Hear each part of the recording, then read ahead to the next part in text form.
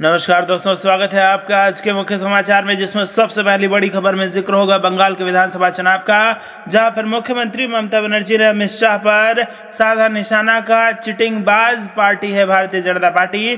दूसरी बड़ी खबर में आपको बताएंगे कि भाजपा के साथ टकराव के बीच ममता बनर्जी ने शरद पवार से की है बात और बड़े सियासी समीकरण की बंगाल में आशंका है। और तीसरी बड़ी खबर में जिक्र होगा कि बंगाल सरकार को स्थिर करने का प्रयास कर रही है भाजपा, विपक्ष को एकजुट करेंगे शरद पवार। तो दोस्तों, हर एक खबर की गहराई में आपको ले जाएंगे, लेकिन उससे पहले अगर आपको भी ऐसा लगता है कि बंगाल में भाजपा को जबरदस्त हार देखना पड़ सकता है, तो आप अभी इस वीडियो को लाइक कीजिए और इस लाल बटन को दबा के इस चैनल को फ्री में सब्सक्राइब करके घंटी बजाकर कमेंट में लिखिए जय हिंद। दोस्तों, रुक करते हैं तमाम बड़ी खबरों की तरफ।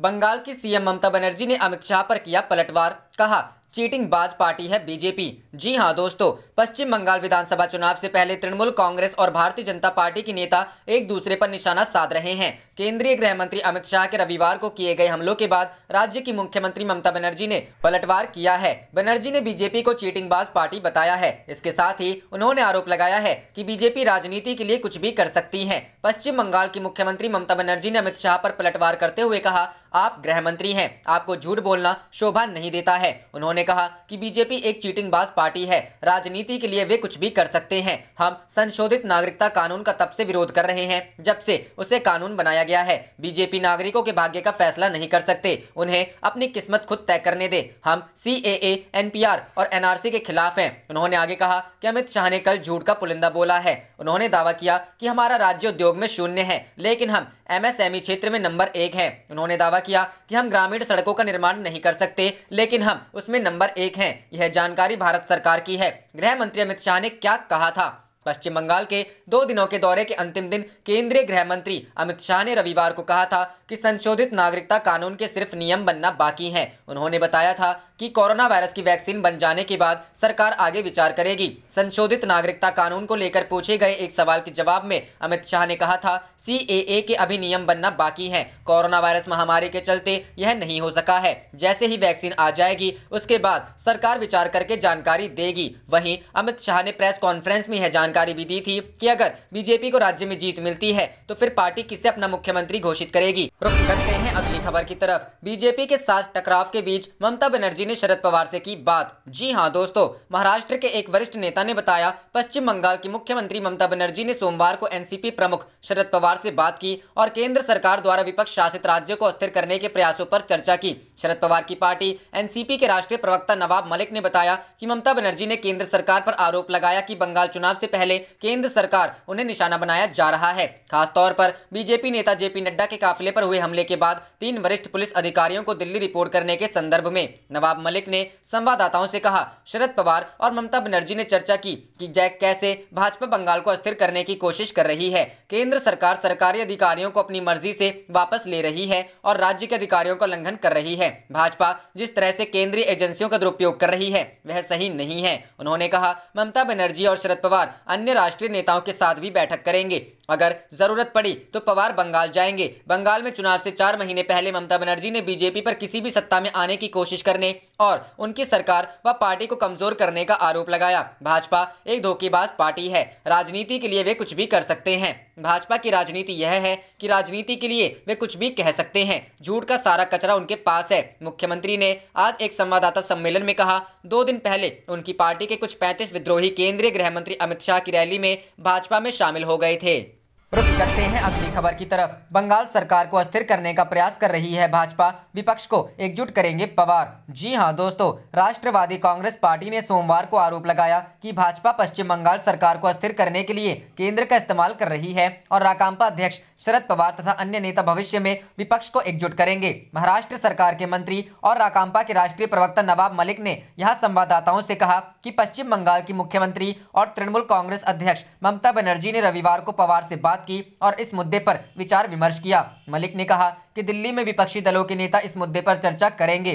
उन्होंने कहा, जरूरत पड़ी तो शरद पवार खुद कोलकाता जाएंगे। गौरतलब है कि पश्चिम बंगाल में हाल ही में भाजपा अध्यक्ष जेपी नड्डा के काफिले पर हमले के बाद केंद्र ने कथित लापरवाही के मामले में 3 आईपीएस अधिकारियों को केंद्र में प्रतिनियुक्ति पर बुलाने के लिए पत्र लिखा था, जिसके बाद केंद्र और राज्य सरकार के बीच गतिरोध गहरा गया है। मलिक ने कहा, भाजपा जिस तरह पश्चिम बंगाल सरकार को अस्थिर करने के लिए केंद्र सरकार का इस्तेमाल कर रही है वह बहुत गंभीर है।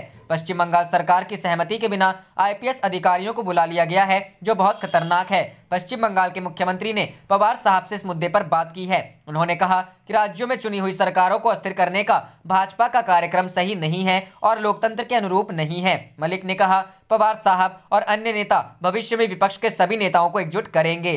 रुख करते हैं अगली खबर की तरफ। लंदन में नए कोरोना वायरस का खौफ, भारत अलर्ट। गहलोत केजरीवाल बोले, बैन हो फ्लाइट्स। जी हां दोस्तों, एक और कोरोना वायरस के खिलाफ वैक्सीन आने की उम्मीद लगी है तो दूसरी ओर कोरोना के एक नए प्रकार ने चिंता बढ़ा दी है। ब्रिटेन में कोरोना वायरस का नया स्ट्रेन सामने आया है जो काफी खतरनाक है। इसके बाद यूरोप के कई देशों ने यूके जाने वाली फ्लाइट्स पर रोक लगा दी है। अब भारत में भी ऐसी ही मांग उठने लगी है। सोमवार को राजस्थान के मुख्यमंत्री अशोक गहलोत, दिल्ली के मुख्यमंत्री अरविंद केजरीवाल ने इस मसले पर ट्वीट किया। दिल्ली के मुख्यमंत्री अरविंद केजरीवाल ने इस मसले पर ट्वीट किया है। केजरीवाल ने लिखा कि यूनाइटेड किंगडम में कोरोना के नए स्ट्रेन से हलचल है और वो सुपर स्प्रेडर की तरफ काम कर रहा है। ऐसे में भारत सरकार को यूके की सभी फ्लाइट बैन करनी चाहिए। राजस्थान के मुख्यमंत्री अशोक गहलोत ने अपने ट्वीट में लिखा कि यूनाइटेड किंगडम में कोरोना की नई स्ट्रेन की खबर चिंताजनक है। भारत सरकार को इस मामले में तुरंत एक्शन लेना चाहिए और यूके अन्य यूरोपीय देशों से आने वाली फ्लाइट तुरंत बैन करनी चाहिए। राजस्थान के सीएम ने लिखा कि भारत को अन्य देशों के साथ भी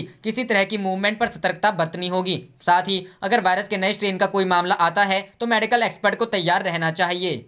रुक करते हैं अगली खबर की तरफ। किसान आंदोलन बढ़ रहा आगे, आज उपवास के साथ टोल मुक्ति अभियान, जाने 10 अपडेट। जी हां दोस्तों, केंद्र सरकार की ओर से लाए गए 3 कृषि कानूनों के विरोध में किसान अभी तक सड़कों पर डटे हुए हैं। दिल्ली की सीमाओं पर किसान लगातार आंदोलन कर रहे हैं। किसानों का यह आंदोलन अब थमने के बजाय आगे बढ़ता दिख रहा है। ऐसे में किसान आज उपवास रख रहे हैं, साथ ही टोल मुक्ति अभियान भी चला रहे हैं। इसके अलावा उन्हें सरकार की ओर से वार्ता के लिए उन्हें आमंत्रित भी किया गया है। किसान आंदोलन से जुड़े सभी 10 अपडेट हम आपको यहां बताते हैं।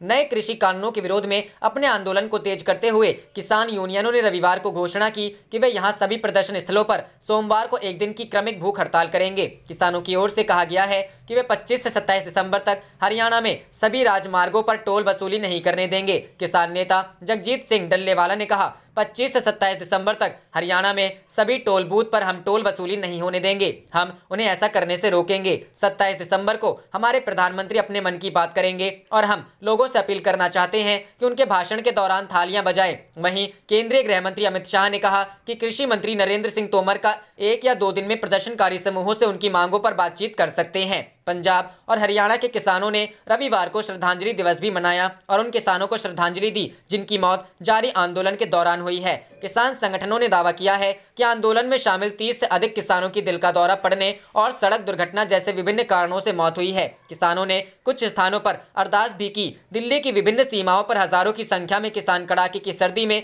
बीते करीब 4 हफ्ते से प्रदर्शन कर रहे हैं और नए कृषि कानूनों को रद्द करने की मांग कर रहे हैं। इनमें ज्यादातर किसान पंजाब और हरियाणा से हैं। सरकार और खुद प्रधानमंत्री नरेंद्र मोदी ने उन्हें बार बार नए कृषि कानूनों के लाभों के बारे में समझाने की कोशिश की है। रुक करते हैं अगली खबर की तरफ। बिहार में सर्दी का कहर जारी, घने कोहरे से विजिबिलिटी हुई कम। जी हां दोस्तों, बिहार की राजधानी पटना में सर्दी का कहर जारी है। सोमवार सुबह पटना में घना कोहरा छाया रहा। कोहरे की वजह से विजिबिलिटी बहुत कम हो गई। स्थानीय लोगों के अनुसार पटना में 2-3 दिन से ठंड बढ़ गई है। कोहरे की वजह से सुबह बाइक चलाने में काफी परेशानी हो रही है।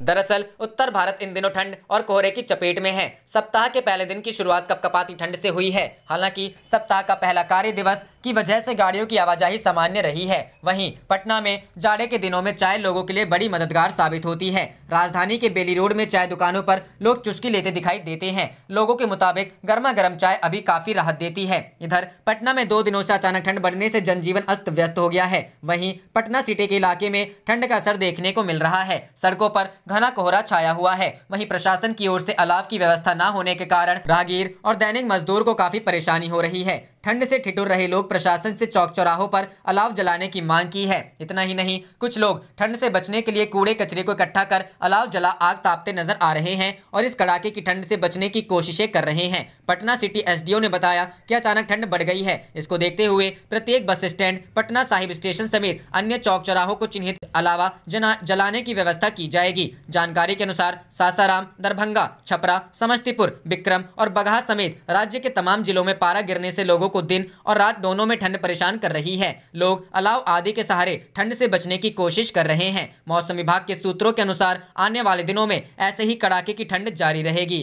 रुख करते हैं अगली खबर की तरफ। बंगाल चुनाव से पहले प्रशांत किशोर का ऐलान, अगर डबल डिजिट पार कर गई भाजपा की सीटें तो छोड़ दूंगा ट्विटर, सेव कर लें ट्वीट। जी हां दोस्तों, पश्चिम बंगाल में अगले साल होने वाले विधानसभा चुनाव के लिए सियासी सरगर्मी तेज हो गई है। टीएमसी में शुभेंदु अधिकारी समेत कई नेताओं के इस्तीफे से मची खलबली के बीच अमित शाह के दौरे के बाद से ही सियासी हलचल तेज है। पश्चिम बंगाल की मुख्यमंत्री ममता बनर्जी की पार्टी टीएमसी को एक बार फिर से जिताने की कवायद में जुटे प्रशांत किशोर ने दावा किया है कि बंगाल में भाजपा दहाई के आंकड़े के लिए भी संघर्ष करती दिखेगी। इतना ही नहीं, उन्होंने ऐलान किया है कि अगर भाजपा दहाई का आंकड़ा पार करती है तो वह ट्विटर छोड़ देंगे। इस बार बंगाल में टीएमसी के लिए रणनीति बनाने वाले चुनावी रणनीतिकार प्रशांत किशोर ने अपने ट्विटर अकाउंट पर दावा किया। मीडिया के एक सेक्शन ने भाजपा को लेकर जरूरत से ज्यादा ही प्रचार प्रसार किया हुआ है, मगर वास्तविकता यह है कि पश्चिम बंगाल में बीजेपी को दहाई के आंकड़ा पार करने में ही संघर्ष करना पड़ेगा। प्रशांत किशोर ने अपने उसी ट्वीट में एक तरह से भाजपा को चुनौती भी दी है। प्रशांत किशोर ने अपने इस ट्वीट को सेव करने की अपील की है और ऐलान किया है